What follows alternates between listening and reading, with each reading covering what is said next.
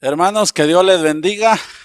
Verdadero privilegio nuevamente, pues, estar en un jueves de estudio bíblico y espero que estas enseñanzas que estamos recibiendo, pues, ayuden a nuestro crecimiento espiritual, ¿verdad? Bien, vamos a orar para ponernos en las manos del Señor y ore conmigo. Padre, te doy gracias por la oportunidad que tú nos das, de que tu palabra sea predicada y por este tiempo maravilloso que tenemos para estudiar tu palabra y aprender de ella. Oro por todos aquellos, Señor mío, que tú permites que por medio de este canal pues sean bendecidos. Te pido que tu palabra penetre sus corazones y que todos los días podamos aprender a agradarte a ti, Señor.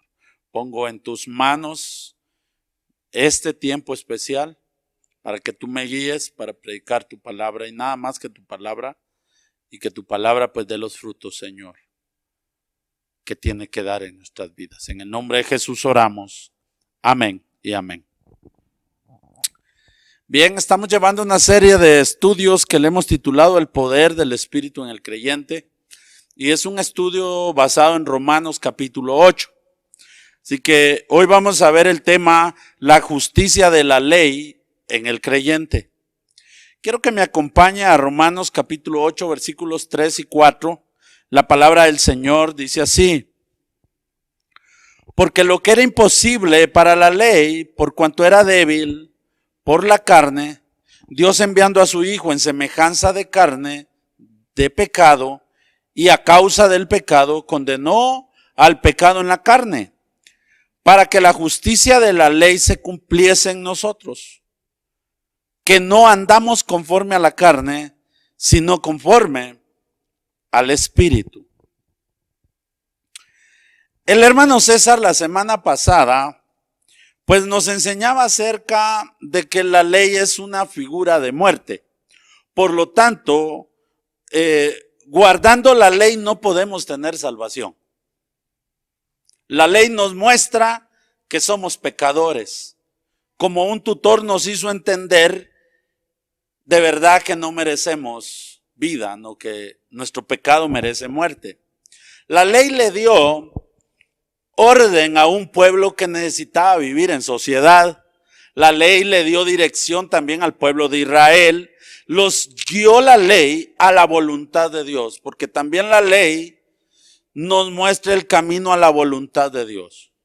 Y en esa muestra del camino a la voluntad de Dios, nos damos cuenta que somos tan malos que no podemos cumplirla y por lo tanto merecemos la muerte.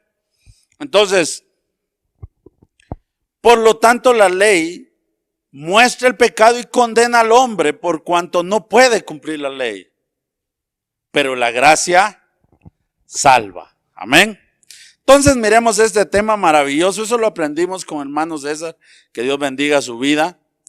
Ahora note esto, el tema que nos tiene hoy aquí, la justicia de la ley en el creyente. Si la ley nos condena, porque la ley nos muestra que nosotros no podemos cumplirla, ¿cómo podemos quedar liberados de ella? Eso vamos a verlo hoy. ¿O cómo sucede? Ahora note que la justicia de la ley, cuando hablamos de la justicia de la ley en el creyente, se pone interesante, ¿no? La justicia de la ley que habla Romanos 8:4 no es cumplida y acreditada en toda persona. Y esto es lo que nos va a aclarar el panorama. Esto es fuerte, hermanos. Romanos 8:1. Ahora pues ninguna condenación hay para los que están en Cristo Jesús. Y oiga lo que aclara. Los que no andan conforme a la carne, sino conforme al Espíritu. Esta justicia es acreditada a los que no andan conforme a la carne, sino conforme al Espíritu. Es decir, que la condena de la ley, el que anda conforme a la carne no está libre de ella, por eso es condenado.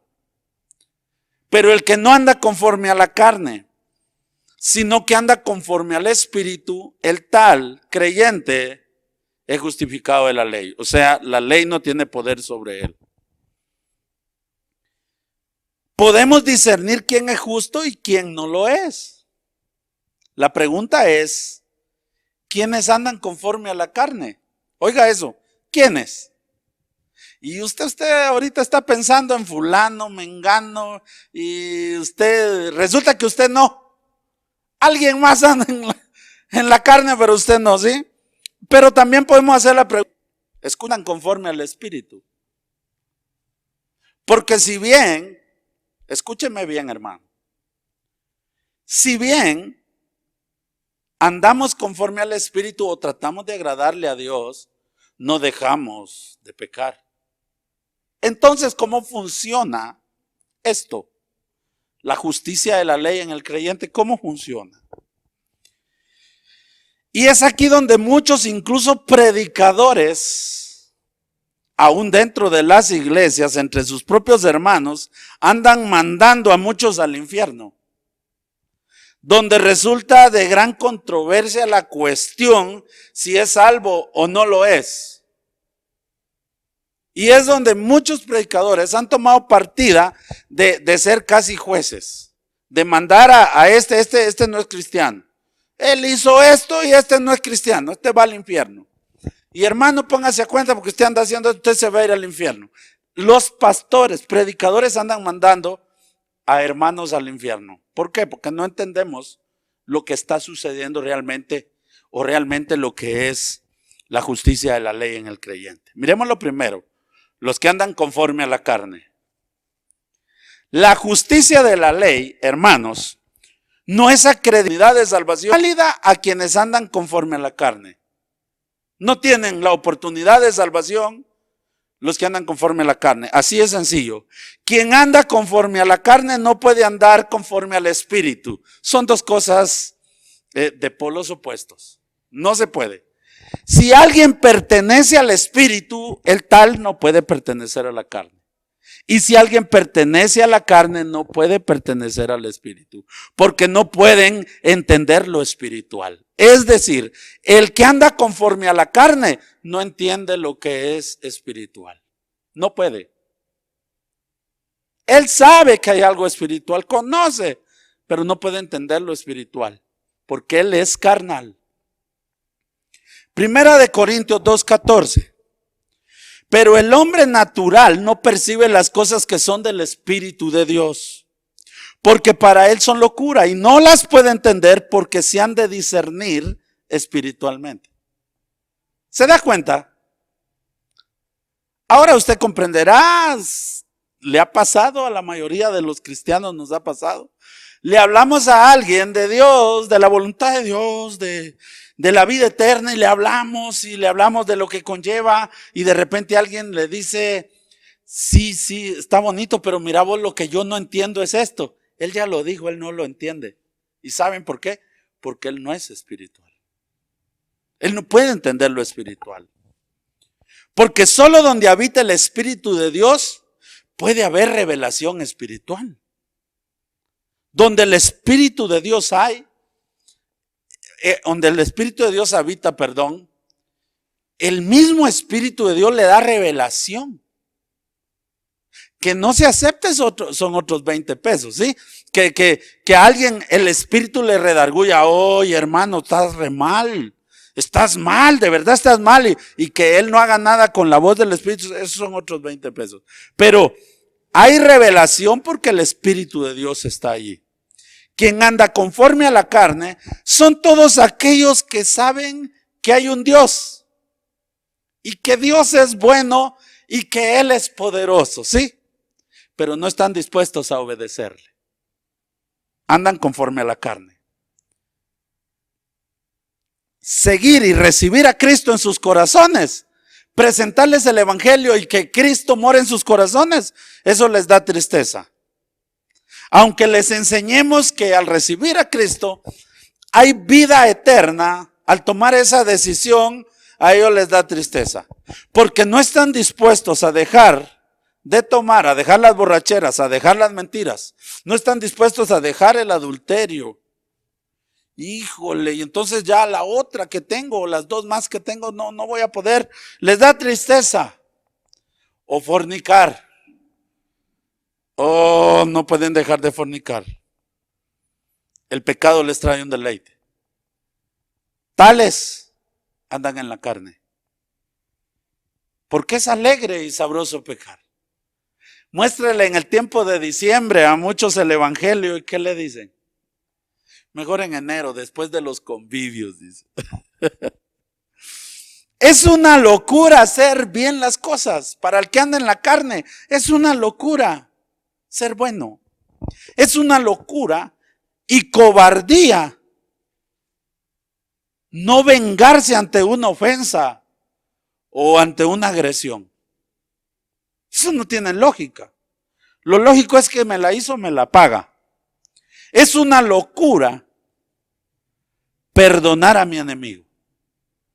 Es una locura pedir perdón a mi enemigo. Es de tontos, escucha esto. Los que andan conforme a la carne, esto es tremendo. Es de tontos dar diezmos y ofrendas a la iglesia para la obra de Dios. Es de tontos. No, yo no sé por qué dan ahí, dicen algunos. ¡Ja! Se las come el pastor, dice. Organizaciones donde el pastor tiene pero hay organizaciones donde no, tú no lo conoces. Entonces, yo lo hago. Algunos dicen, no, yo no doy nada en la iglesia, mejor lo hago yo solo, yo lo hago yo mismo. Porque son vanagloriosos, son desconfiados y les gusta mandar, les gusta el crédito, ¿sí? Como verá, son cientos y miles de personas a nuestro alrededor quienes viven conforme a la carne. No pueden librarse de la ley. La misma ley los condena. Sienten paz y creen que agradan a Dios con sacrificios humanos, obras que a su parecer tienen mucho valor delante de Dios, solo porque a los hombres les parece bien, pero no es así. No de toda obra buena se agrada a Dios. No es así. Porque la obra debe llevar una intención del corazón, la cual Dios la conoce. Efesios 2, versículos 8 y 9. Porque algunos descansan en sus obras. Porque por gracia sois salvos por medio de la fe. Y esto no de vosotros, pues es don de Dios. No por obras, para que nadie se gloríe. Mire cómo lo dice la Biblia. Obras. Con prácticas y creencias religiosas que las llevan a cabo sin ni siquiera leer la Biblia y comprobar si es o no voluntad de Dios. Mire qué tremendo es esto. Esto es como ofrecer una ofrenda a Dios que es producto de la muerte de alguien más. Imagínense que alguien, un sicario, mató a alguien y le pagaron y que dé su diezmo de eso. ¿Cómo la ve? ¿Será que agrada a Dios eso? Son prácticas de las que las personas se sienten bien consigo mismos, pero no tienen en cuenta la palabra de Dios para llevar a cabo prácticas que quizá Dios condene, pues, ¿verdad? Este es el ambiente de quien anda conforme a la carne. Alaba a Dios en la mañana y en la tarde cumple todos los deseos pecaminosos de Satanás. En la mañana es hijo de Dios y con sus obras y actos le da paz a su conciencia, ¿sí? Y por la tarde se emborracha, roba, ofende, grita, agrede, critica, chismea contra todos aquellos que están tratando de hacer bien las cosas. Es aquí donde muchos se enojan, porque no están de acuerdo en que nosotros enseñamos en que no todos somos hijos de Dios, porque el mundo cree que todos somos hijos de Dios. Pregúntele a cualquiera. De maneras todos somos hijos de Dios, dicen.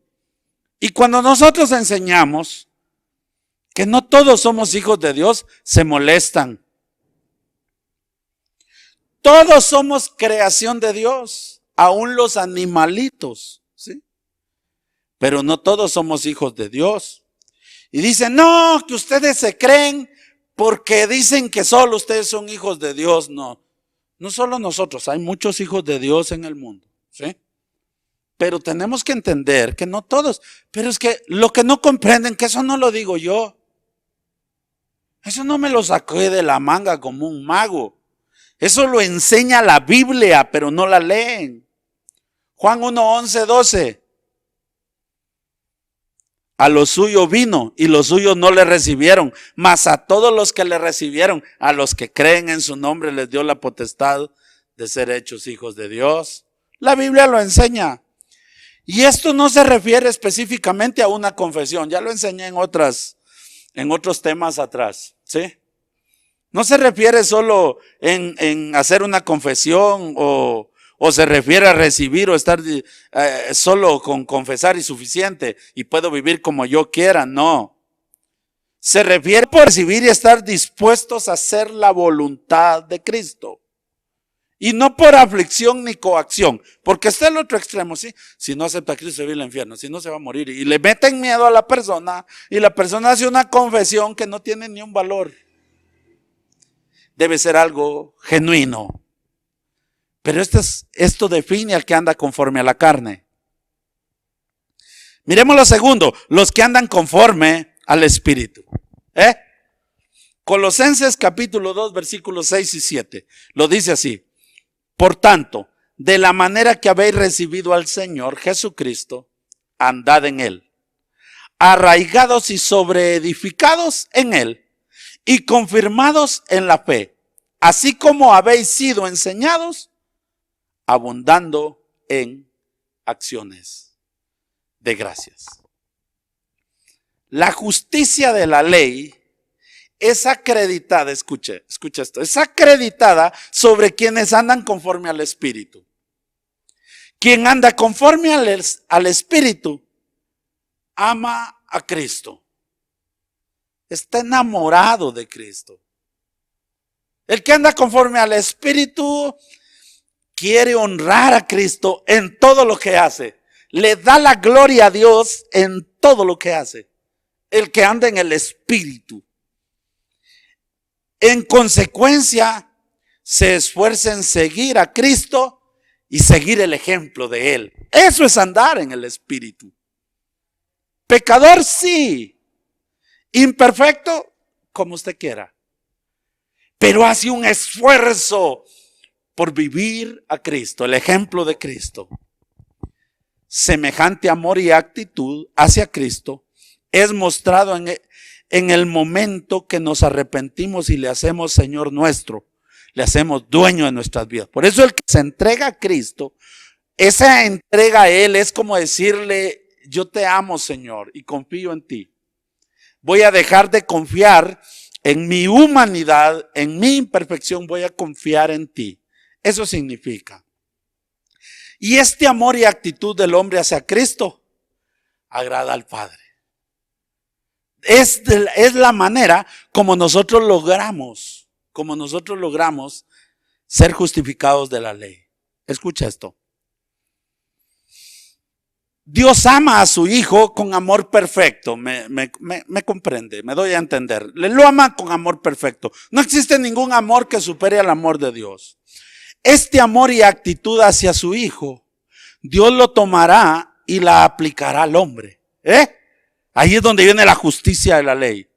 Si el hombre confía en Cristo para su justicia, Dios adjudicará, conocido justo como su Hijo delante de Dios. Así es como es el proceso de la justicia de la ley en el creyente, ¿sí? Efesios 4:1 lo dice así.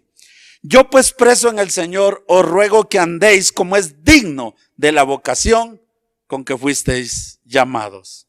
La justicia de la ley, escuche bien, la justicia de la ley es completa en el creyente. No hay nada que hacer ajustes. Es reconocido justo como un hijo de Dios. Usted me dijo, le hago una pregunta, ¿Cristo es justo?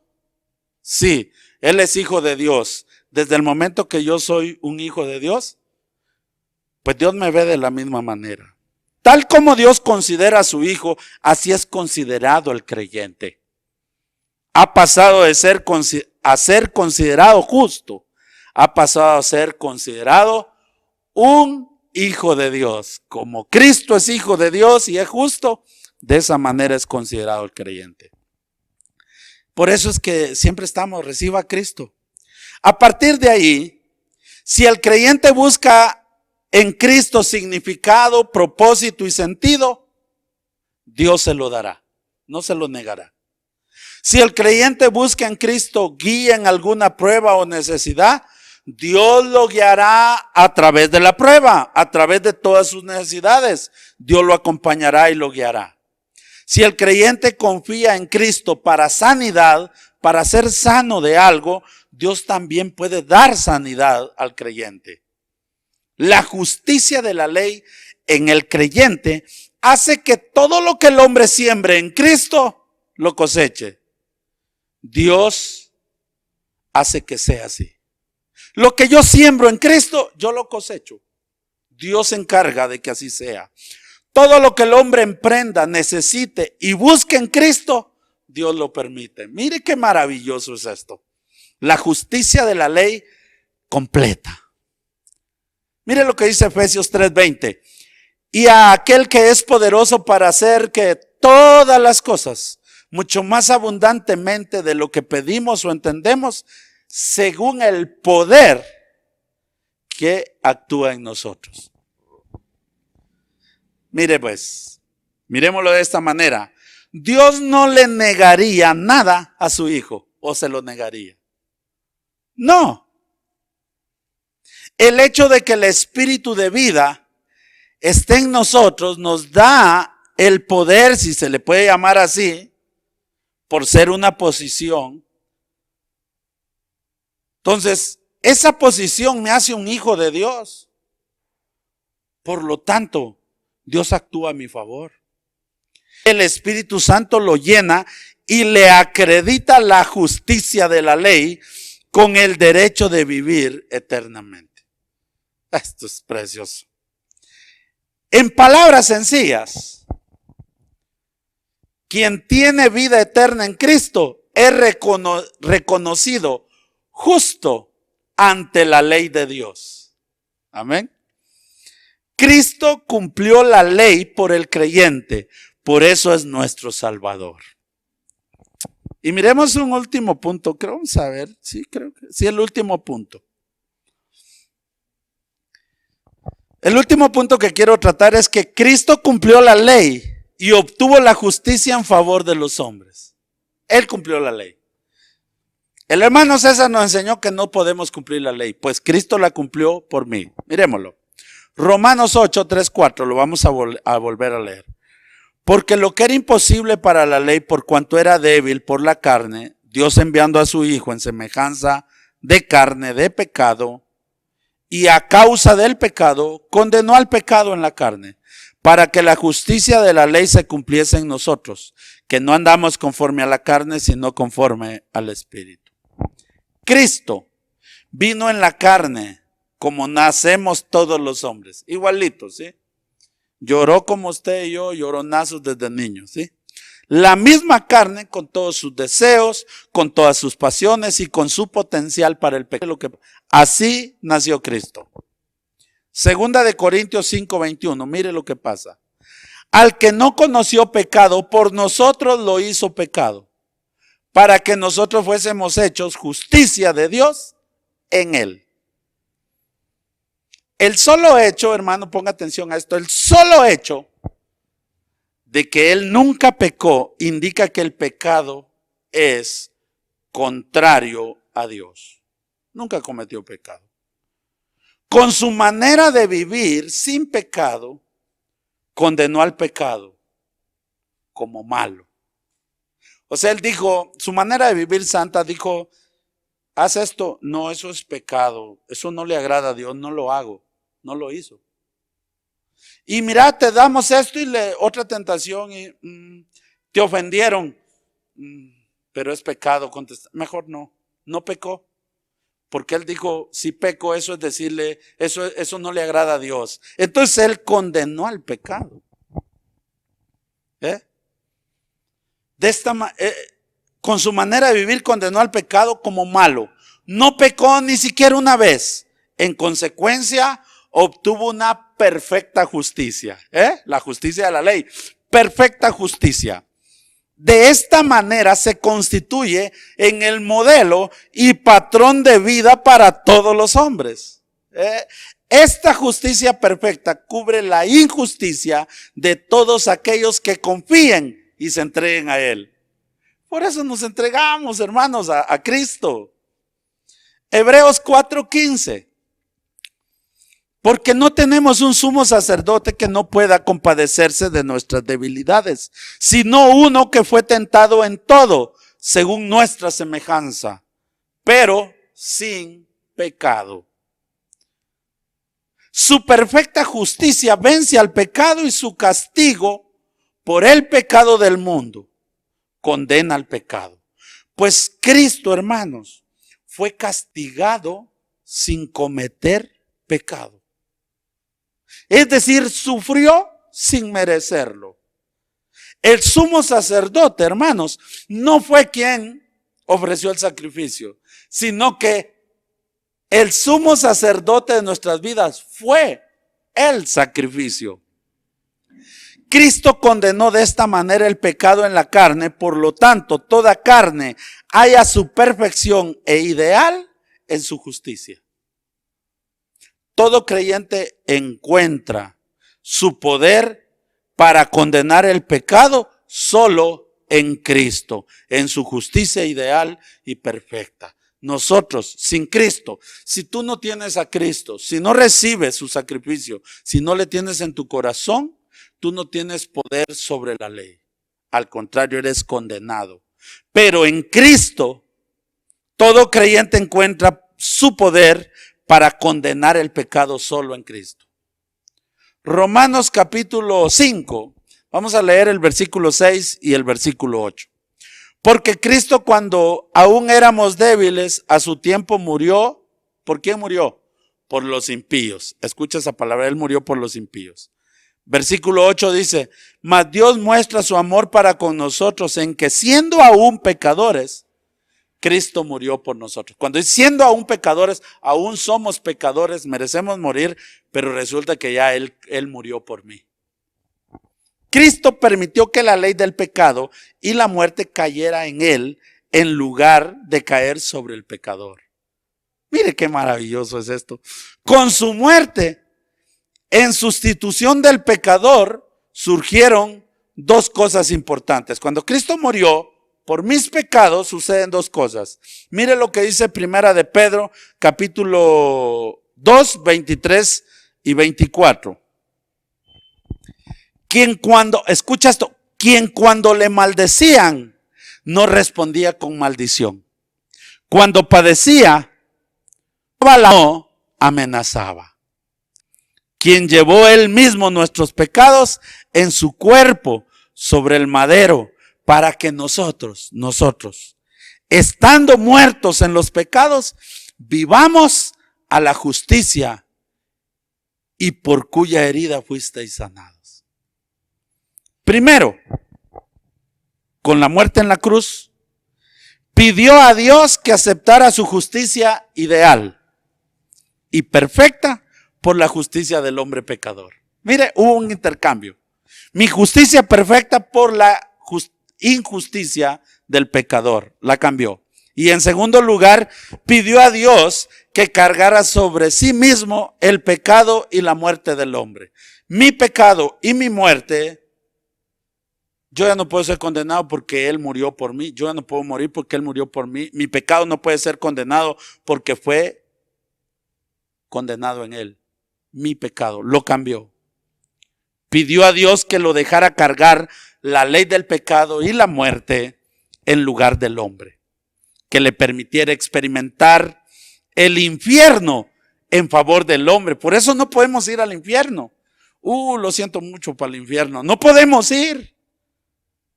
Alguien que verdaderamente ha recibido a Cristo, ningún predicador lo puede mandar al infierno. No puede. Porque Cristo fue al infierno por mí, por cada uno de los que le reciben. le pidió a Dios que le permitiera condenar el pecado y la muerte en su propio cuerpo sobre el madero. Y voy terminando. Miren lo que dice. Primera de Corintios 15, versículos 55 al 57. ¿Cómo lo dice Pablo? ¿Dónde está, oh muerte, tu aguijón? Oiga cómo pregunta, cómo reta. ¿Dónde, oh sepulcro, tu victoria? Ya que el aguijón de la muerte es el pecado. Y el poder del pecado, la ley. Mas gracias sean dadas a Dios que nos da la victoria por medio de nuestro Señor Jesucristo. Finalizo. El pecado y su poder han quedado sin fuerzas sobre el creyente. No puede. La muerte ha sido vencida por Cristo Jesús y por ende no existe para nosotros.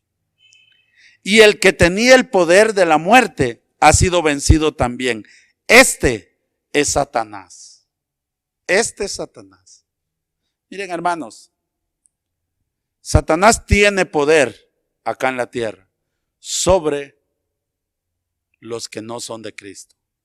Pero sobre la iglesia, sobre nosotros los cristianos, Satanás no tiene poder, ya fue vencido. Bendito sea el nombre del Señor por ello. Así ha sido cumplida toda justicia de la ley en el creyente, porque Cristo cumplió toda la ley por mí. Amén. Espero que estos estudios le estén ayudando y si quiere recibir a Jesús en su corazón, tiene que recibirle. Ha sido creación, pero no hijo. Ay, se va a molestar. Moléstese, pero la Biblia lo dice así. ¿Quiere recibir a Jesús en su corazón? Repita esta oración. Dios, hoy entiendo que necesito la justicia de Cristo. Necesito ese sacrificio que Él hizo por mí. Confieso con mi boca que Jesús es el Señor. Y creo con todo mi corazón, dígalo con fe, que Dios le levantó de los muertos para darme vida eterna. Dígale, hoy te abro las puertas de mi corazón para que mores en mí, que tu espíritu me dé vida eterna. Y Señor, haz de mí la persona que tú quieres que yo sea. Amén. Si hiciste esta oración con fe, recibiste a Jesús en tu corazón. Espero que estos estudios te ayuden en tu vida espiritual y en tu caminar cristiano. Nos vemos la próxima semana. Bendiciones a todos.